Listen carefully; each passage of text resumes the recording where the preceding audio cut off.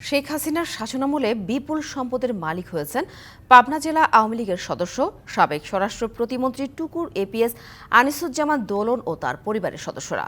অভিযোগ, অস্ত্রের মুখে সাধারণ মানুষের জমি দখল করে বানিয়েছেন বিশাল বাগান বাড়ি সহ নানা স্থাপনা।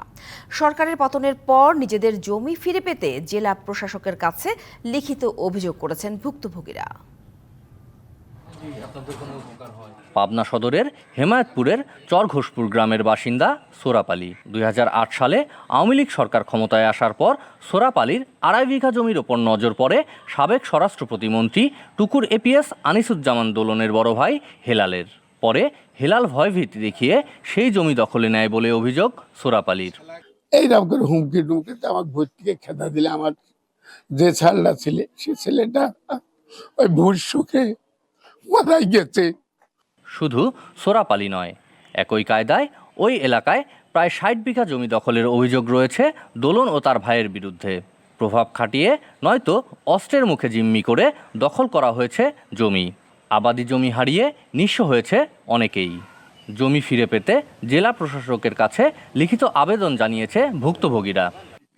প্রায় 200-300 বিঘার মতন দখল করে আছে, কিন্তু পরিপূর্ণ জমি ওনারা নাই। বিভিন্ন জমি জাতি লেছে কিনতে চাইছে, না বেশি ঘিরে লেছে। হিলাল জোর করে দখল করে রাখছিল। আমরা আসলে পরে আমার অস্ত্র দেখাতো, আমরা চলে যেতাম এবং আসতাম না, ভয় ছিল আমাদের। সরকার পতনের পর দোলন পলাতক ও তার ভাই হেলাল পুলিশের কাছে ধরা পড়েছে, যদিও অভিযোগ অস্বীকার করেছে দোলনের স্ত্রী। এই অভিযোগটা মিথ্যা, আমি আপনাদেরকে দলিল দেখাতে পারি আমাদের। আর এই কামরুজ্জামান রনি অনেক দিন ধরে, এই যে ভাসুরের নামে কোনো কেস ছিল না, ও এসে ধরাই দিছে। ধরায় কিভাবে পুলিশের সাথে লিয়াজো করে থানাতে বিভিন্ন সময় যে বসে থাকতেছে, আমরা নিজে যে চোখে যে দেখে আসছি। অভিযোগ পেলে তদন্তের পর দোষীদের বিরুদ্ধে ব্যবস্থা নেওয়ার আশ্বাস পুলিশের। এ ধরনের কোনো লিখিত অভিযোগ বা মৌখিক অভিযোগ বা এরকম কোনো জানা আমার নাই।